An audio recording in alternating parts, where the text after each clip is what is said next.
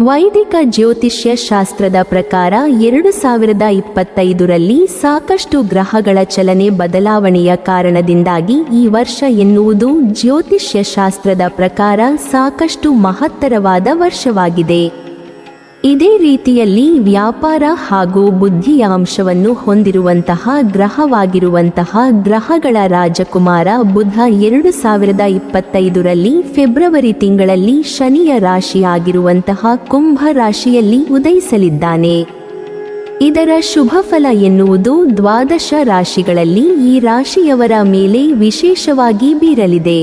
ಜ್ಯೋತಿಷ್ಯ ಶಾಸ್ತ್ರದ ಪ್ರಕಾರ 2025ರ ಮಹಾಶಿವರಾತ್ರಿ ಹಬ್ಬವನ್ನು ಇದೇ ಫೆಬ್ರವರಿ 26ರಂದು ಆಚರಿಸಲಾಗುವುದು. ಈ ಶುಭ ಮಹಾಶಿವರಾತ್ರಿ ಹಬ್ಬದ ಒಂದು ದಿನ ಮೊದಲು ಗ್ರಹಗಳ ರಾಜಕುಮಾರ ಎಂದು ಕರೆಯಲ್ಪಡುವ ಬುಧನು ಉದಯಿಸಲಿದ್ದಾನೆ. ಜ್ಯೋತಿಷ್ಯ ಶಾಸ್ತ್ರದ ಪ್ರಕಾರ ಫೆಬ್ರವರಿ 25ರ ಸಂಜೆ 6:15ಕ್ಕೆ ಬುಧ ದೇವ ಕುಂಭ ರಾಶಿಯಲ್ಲಿ ಉದಯಿಸುವನು. ಬುಧ ಗ್ರಹವನ್ನು ಜ್ಯೋತಿಷ್ಯದಲ್ಲಿ ಮಾತು, ವ್ಯಾಪಾರ, ಬುದ್ಧಿ ಮತ್ತು ಧನ ಸಂಪತ್ತನ್ನು ಕರುಣಿಸುವ ಗ್ರಹ ಎಂದು ಕರೆಯಲಾಗುತ್ತದೆ.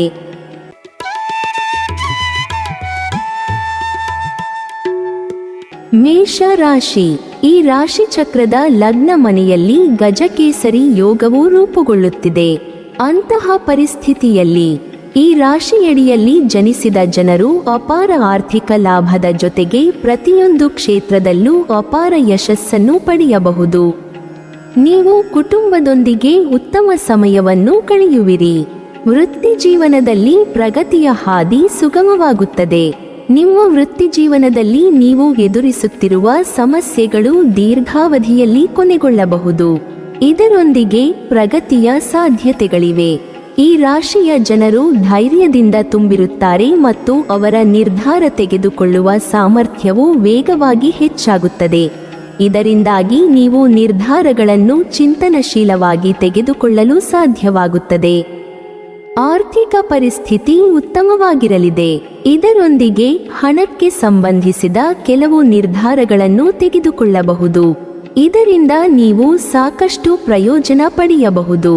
ತಜ್ಞರ ಸಲಹೆ ಪಡೆದ ನಂತರ ನೀವು ಹಣವನ್ನು ಹೂಡಿಕೆ ಮಾಡಿದರೆ ನೀವು ಉತ್ತಮ ಯಶಸ್ಸನ್ನು ಸಾಧಿಸಬಹುದು.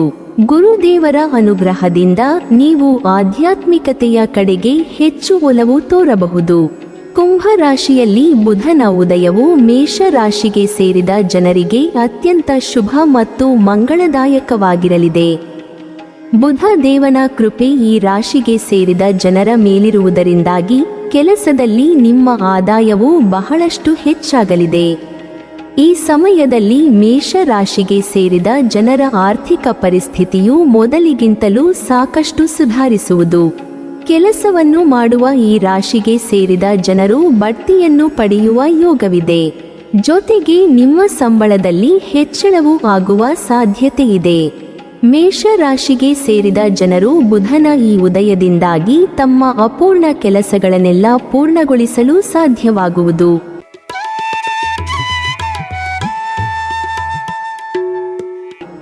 ಮಿಥುನ ರಾಶಿ. ಮಿಥುನ ರಾಶಿಗೆ ಸೇರಿದ ಜನರಿಗೆ ಬುಧ ಗ್ರಹದ ಉದಯವು ಆರ್ಥಿಕ ಪರಿಸ್ಥಿತಿಗೆ ಸಂಬಂಧಿಸಿದಂತೆ ಸಾಕಷ್ಟು ಸುಧಾರಣೆಯನ್ನು ಹೊಂದುವಂತೆ ಮಾಡಲಿದೆ. ವ್ಯಾಪಾರವನ್ನು ಮಾಡುವ ಈ ರಾಶಿಗೆ ಸೇರಿದ ಜನರು ಬಹಳಷ್ಟು ವೃದ್ಧಿಯನ್ನು ಹೊಂದುವರು. ಗಜಕೇಸರಿ ರಾಜಯೋಗವು ಈ ರಾಶಿಯ ಜನರಿಗೆ ಸಹ ಸಾಕಷ್ಟು ಪ್ರಯೋಜನಕಾರಿಯಾಗಬಹುದು.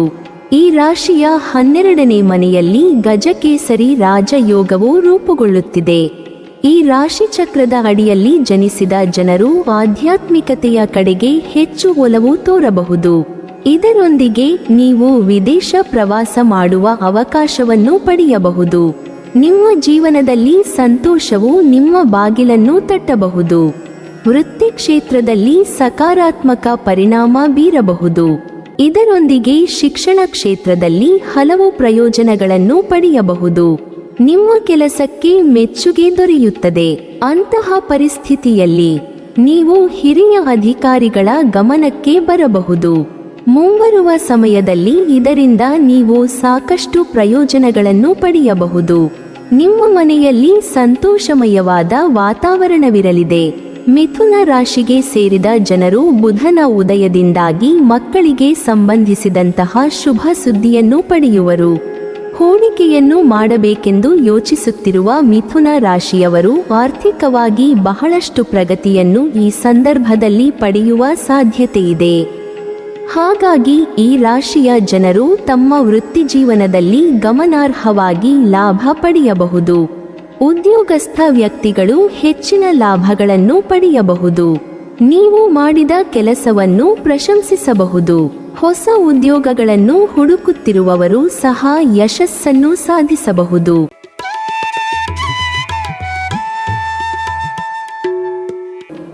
ಸಿಂಹ ರಾಶಿ. ಬುಧ ಗ್ರಹದ ಉದಯದಿಂದಾಗಿ ಸಿಂಹ ರಾಶಿಗೆ ಸೇರಿದ ಜನರ ಆರ್ಥಿಕ ಸಂಕಷ್ಟಗಳೆಲ್ಲವೂ ದೂರವಾಗಲಿದೆ. ಈ ಅವಧಿಯಲ್ಲಿ ನೀವು ಹಣಕ್ಕೆ ಸಂಬಂಧಿಸಿದ ಎಲ್ಲ ರೀತಿಯ ತೊಂದರೆಗಳಿಂದ ಮುಕ್ತಿಯನ್ನು ಪಡೆಯುವಿರಿ. ಇದರೊಂದಿಗೆ ಸಿಂಹ ರಾಶಿಗೆ ಸೇರಿದ ಜನರು ಈ ಸಮಯದಲ್ಲಿ ಉತ್ತಮ ಜಾಗದಲ್ಲಿ ಹೂಡಿಕೆಯನ್ನು ಮಾಡಲು ಸಾಕಷ್ಟು ಶುಭ ಅವಕಾಶಗಳನ್ನು ಪಡೆಯುವರು. ಈ ರಾಶಿಗೆ ಸೇರಿದ ಜನರ ವೈವಾಹಿಕ ಜೀವನದಲ್ಲಿ ಸಂತೋಷ, ಸಮೃದ್ಧಿ ನೆಲೆಸಲಿದೆ. ಈ ಸಮಯದಲ್ಲಿ ನಿಮಗೆ ಸಂಗಾತಿಯ ಸಂಪೂರ್ಣ ಬೆಂಬಲ ದೊರಕುವುದು. ಪ್ರೀತಿಯಲ್ಲಿರುವ ಸಿಂಹ ರಾಶಿಗೆ ಸೇರಿದ ಜನರಿಗೆ ತಮ್ಮ ಸಂಗಾತಿಯ ಸಹಾಯ ಮತ್ತು ಸಹಕಾರ ಲಭಿಸಲಿದೆ. ಈ ರಾಶಿ ಚಕ್ರದ ಲಗ್ನ ಮನೆಯಲ್ಲಿ ತ್ರಿಗ್ರಹಿ ಯೋಗವು ರೂಪುಗೊಳ್ಳುತ್ತಿದೆ. ಅಂತಹ ಪರಿಸ್ಥಿತಿಯಲ್ಲಿ ಈ ರಾಶಿ ಚಕ್ರ ಚಿಹ್ನೆಯ ಜನರು ಬಹಳಷ್ಟು ಪ್ರಯೋಜನಗಳನ್ನು ಪಡೆಯಬಹುದು. ನಿಮ್ಮ ನಿರ್ಧಾರ ತೆಗೆದುಕೊಳ್ಳುವ ಸಾಮರ್ಥ್ಯದಲ್ಲಿ ತ್ವರಿತ ಏರಿಕೆ ಕಂಡುಬರಲಿದೆ. ಜನರು ನಿಮ್ಮ ಆಲೋಚನೆಗಳಿಂದ ಪ್ರಭಾವಿತರಾಗುತ್ತಾರೆ. ಇದರೊಂದಿಗೆ ಶಿಕ್ಷಣ ಕ್ಷೇತ್ರದಲ್ಲೂ ಸಹ ಬಹಳಷ್ಟು ಪ್ರಯೋಜನಗಳನ್ನು ಪಡೆಯಲಾಗುವುದು. ನೀವು ಮಾಡಿದ ಕಠಿಣ ಪರಿಶ್ರಮದ ಆಧಾರದ ಮೇಲೆ ನೀವು ಬಹಳಷ್ಟು ಪ್ರಯೋಜನಗಳನ್ನು ಪಡೆಯಬಹುದು. ಜೀವನದಲ್ಲಿ ಸಂತೋಷ ಮತ್ತು ಶಾಂತಿ ಇರುತ್ತದೆ. ನೀವು ಕುಟುಂಬದೊಂದಿಗೆ ಉತ್ತಮ ಸಮಯವನ್ನು ಕಳೆಯುವಿರಿ.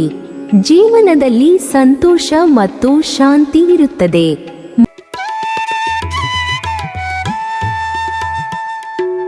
ಮಕರ ರಾಶಿ.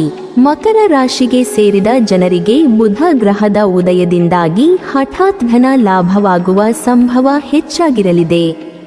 ಈ ಸಮಯದಲ್ಲಿ ನಿಮ್ಮ ಆರ್ಥಿಕ ಪರಿಸ್ಥಿತಿಯಲ್ಲಿ ಬಹಳಷ್ಟು ಸಕಾರಾತ್ಮಕ ಸುಧಾರಣೆಯನ್ನು ಹೊಂದುವಿರಿ. ವೃತ್ತಿ, ವ್ಯವಹಾರಕ್ಕೆ ಸಂಬಂಧಿಸಿದಂತೆ ಮಕರ ರಾಶಿ ಸೇರಿದ ಜನರು ಈ ಸಂದರ್ಭದಲ್ಲಿ ಪ್ರಗತಿಯನ್ನು ಪಡೆಯುವ ಯೋಗವಿದೆ. ಕೆಲಸವನ್ನು ಮಾಡುವ ಈ ರಾಶಿಗೆ ಸೇರಿದ ಜನರು ಬಡ್ತಿಯನ್ನು ಹೊಂದುವುದರೊಂದಿಗೆ ಸಾಕಷ್ಟು ಲಾಭವನ್ನು ಪಡೆಯುವರು. ಹಣಕ್ಕೆ ಸಂಬಂಧಿಸಿದಂತೆ ಮಕರ ರಾಶಿಗೆ ಸೇರಿದ ಜನರ ಸ್ಥಿತಿಯೂ ಸುಧಾರಿಸಲಿದೆ.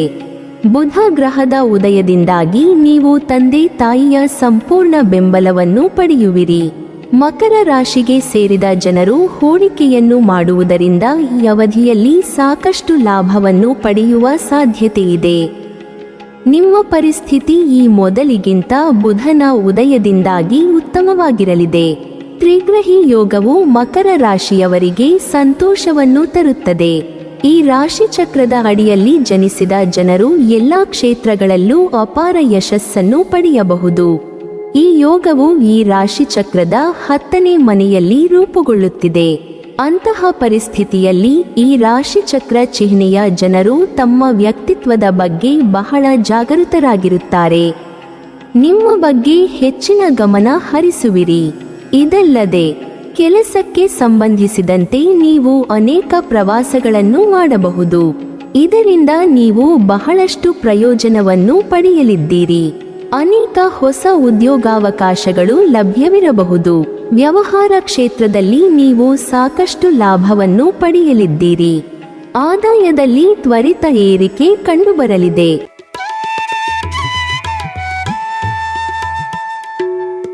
ಕುಂಭ ರಾಶಿ. ಬುಧ ಗ್ರಹದ ಉದಯವು ಕುಂಭ ರಾಶಿಯಲ್ಲಿಯೇ ಸಂಭವಿಸಲಿದೆ.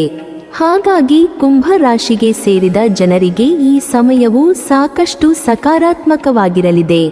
ಈ ಅವಧಿಯಲ್ಲಿ ಕುಂಭ ರಾಶಿಗೆ ಸೇರಿದ ಜನರ ಆರ್ಥಿಕ ಪರಿಸ್ಥಿತಿ ಮೊದಲಿಗಿಂತ ಬಲಗೊಳ್ಳಲಿದೆ.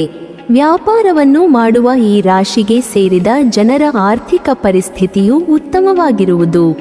ಆಸ್ತಿಗೆ ಸಂಬಂಧಿಸಿದ ಕೆಲಸಗಳಲ್ಲಿ ಕುಂಭ ರಾಶಿಗೆ ಸೇರಿದ ಜನರು ಧನ ಲಾಭವನ್ನು ಪಡೆಯುವರು. ಕೆಲಸವನ್ನು ಮಾಡುವ ಜನರು ಈ ಅವಧಿಯಲ್ಲಿ ಶುಭ ಸುದ್ದಿಯನ್ನು ಪಡೆಯುವ ಯೋಗವಿದೆ. ಬಹಳ ಸಮಯದಿಂದ ಅಪೂರ್ಣಗೊಂಡಿದ್ದಂತಹ ಕುಂಭ ರಾಶಿಗೆ ಸೇರಿದ ಜನರ ಕೆಲಸಗಳೆಲ್ಲವೂ ಬುಧನ ಉದಯದಿಂದಾಗಿ ಯಶಸ್ವಿಯಾಗಿ ಪೂರ್ಣಗೊಳ್ಳುವುದು. ಬುಧನ ಶುಭ ಫಲಗಳನ್ನು ಇನ್ನೂ ಹೆಚ್ಚಿಸಲು ಮಹಾಶಿವರಾತ್ರಿಯ ಸಂದರ್ಭದಲ್ಲಿ ಮನೆಗೆ ಚಿಕ್ಕ ಶಿವಲಿಂಗವನ್ನು ತರುವ ಮೂಲಕ ಪೂಜಾ ಸ್ಥಳದಲ್ಲಿ ಇಟ್ಟು ಸ್ಥಾಪನೆಯನ್ನು ಮಾಡಿ.